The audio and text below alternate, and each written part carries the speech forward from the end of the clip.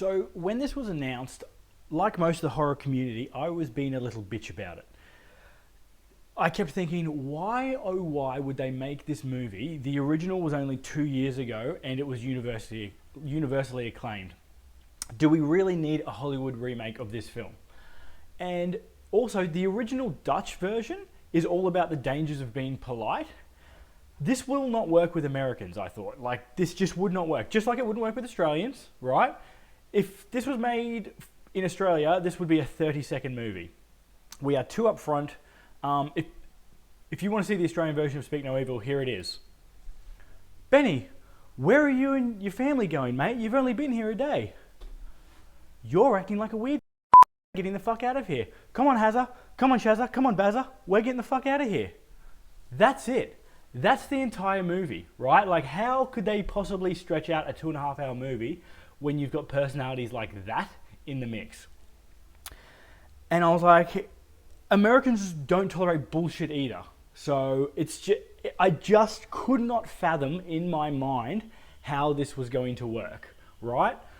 And then I heard James McAvoy was attached, and I was like, okay, he's pretty fucking good, but is he enough to carry a whole movie about that? And then my mate messaged me and he was like, hey, I want to see this movie. Like, you want to come? And I thought, okay, maybe this was what Blumhouse was going for. They wanted to cast a wider net and get people who hadn't seen the original in on it. And I got to tell you, I'm fucking glad I did, because this is an absolute fucking hoot, right? Now, I don't do spoilers in my reviews. However, I know a lot of people will want to know how this movie compares to the 2022 original. And I can't talk about that without sort of spoiling the vibe of the 2022 film. So I will cover that at the end, but I'll put a big spoiler warning before it. Speak No Evil is about the dangers of making holiday friends.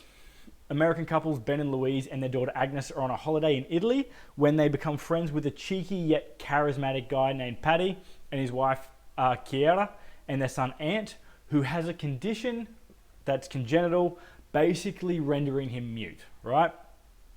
Paddy and Chiara extend an invite to the Americans to come and stay for a week in their idyllic rural estate in the British countryside.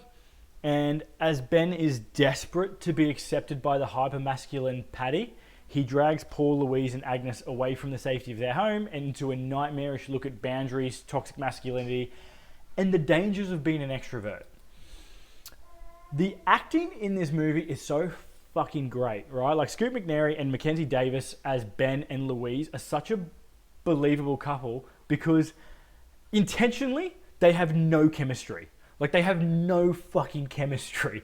On the chemistry scale of Evelyn and Rick from The Mummy being hot as the sun, they sit somewhere right around fucking Pluto.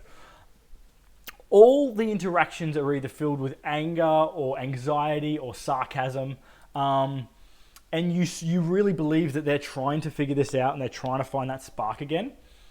The kids, Alex West Leffer and as Agnes and Dan Hugh as Ant, are great. They are given a slightly bigger role in this one than they were in the 2022 film, which is awesome. I really like that.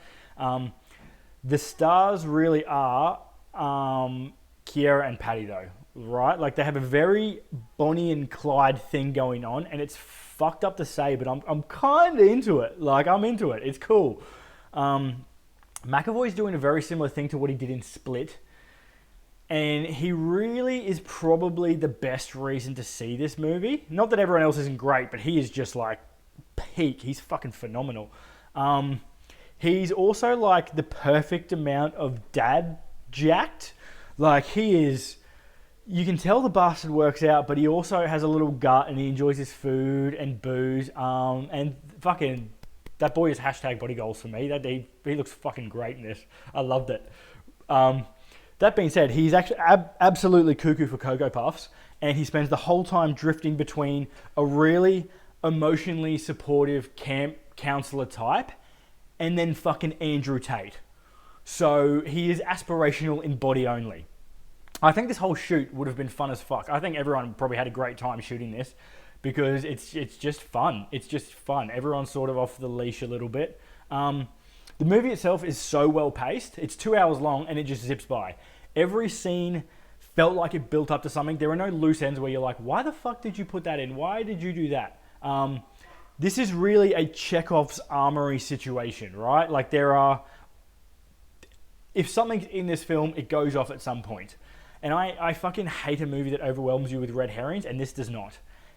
It's also incredibly funny. Like, there are multiple laugh out loud moments in this movie, which is a really big contrast to the original. There are lots of funny throwaway lines and quips, and pretty much all of them landed for me. The action is good, and I don't know why I'm surprised, because James Watkins, who made this, made Eden Lake and The Woman in Black. Both movies I love, and this is just a good fucking time. This is just a good time at the movies if you like horror. Now, I'm going to talk about how this compares to the original, which I also have a review on. Go check it out. So if you do not want spoilers on the original 2022 film, skip ahead. I have marked very clear chapters down below so you can. While it was universally acclaimed, I did not love the original Speak No Evil. The writing, the pacing, the tension, and cinematography were all fucking brilliant. And I understand that the movie as a whole was supposed to be an indictment of Dutch culture's over-adherence to social politeness. Basically saying, like, if you weren't so polite, you wouldn't be in this situation, right? That is the point of the original movie. And it's a great idea. It's also what made 2015's The Invitation so good.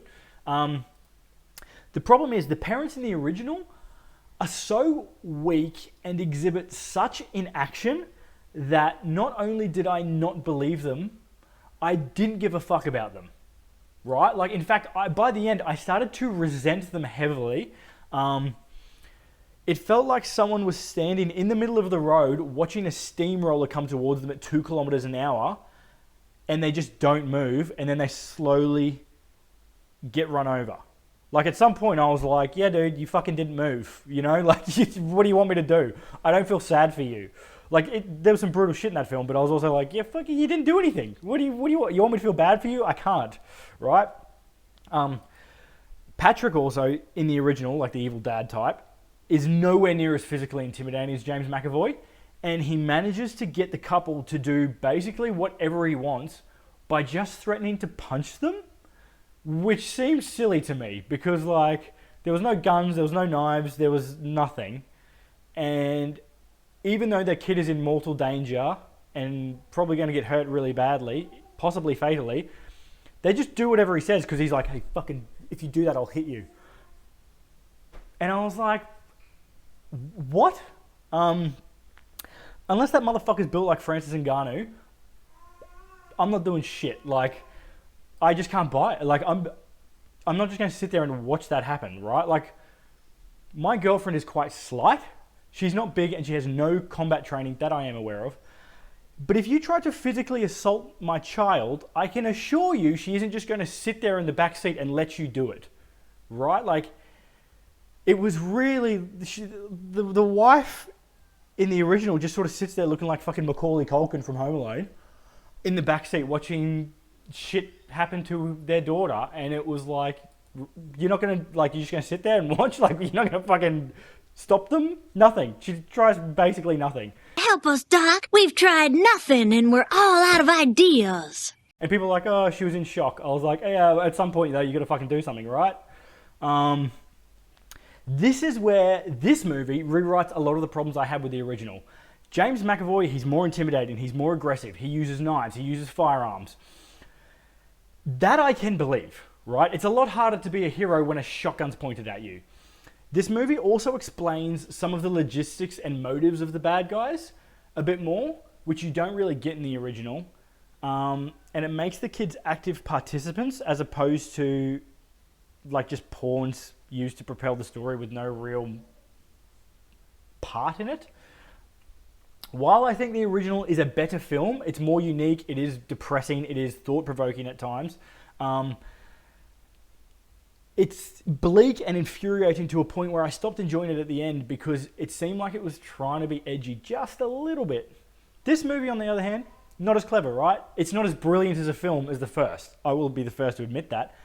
But it is way more fucking fun. It makes more sense from a fight or flight perspective. It fleshes out characters a bit more. It makes the ending more satisfying, even if it is a little too happy, Hollywoody for my liking. I think both can coexist because they are dramatically and tonally different, and they do enough to cover all bases. Fucked up horror fans, go in for the 2022 one. People who watch horror to have fun and want a sort of happy ending, go into the 2024 one. Why not both? ¿Por qué no los dos? I recommend watching this film if you love psychological thrillers. This is really, really well done psychological thriller. If you love James McAvoy when he is playing a bastard, Split, Filth, that sort of thing. Fuck, I love Filth. If you have an extroverted partner or loved one who will just not stop making fucking holiday friends, show them this film. Here is your cautionary tale. Say, hey, this could happen to us. Why are you doing this to us? I do not recommend watching this if you are triggered by toxic, masculine, Andrew Tate, shitty stepdad types. I get it. Stay away from this one. Violence against children is a no-go for you. There is a ton of it in this movie. If you are a horror pureblood who hates the idea of everything getting remade now and you're taking a stance, no shade. I respect the fuck out of that. Even though I do think this is one of the more successful ones, I do respect that you're sticking to your guns there, because lots of the time I'm like, why are you remaking this? Come on. This is actually just way more fun than I thought it was going to be. Is it a masterpiece? No. Does it ask deep cultural questions like the original? Also, no. If you are looking for a horror to watch with your friends that has a slice of action, it's fucking hilarious, there is satisfying tension, this is a great pick though. Okay? If you like this movie, I highly, highly, highly recommend 2015's The Invitation by Karen Kusama. It is a wonderfully adept thriller about the dangers of being polite.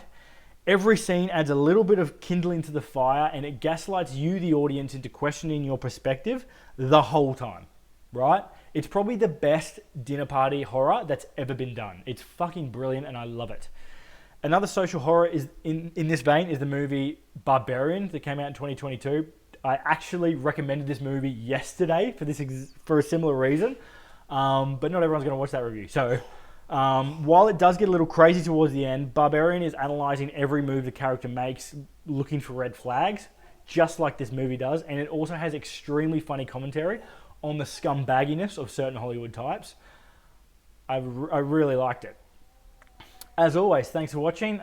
If you have seen this, let me know what you think. If you are not seeing this because you love the original, let me know why you prefer the original, right? Like, why are you so ride or die for the original? What did you love about it? Are there any horror remakes that you've seen that you liked? Like, there are some fucking bangers out there. I don't give a shit. I'll say it. There are some fucking horror remakes that I'm like, that is way better than the original.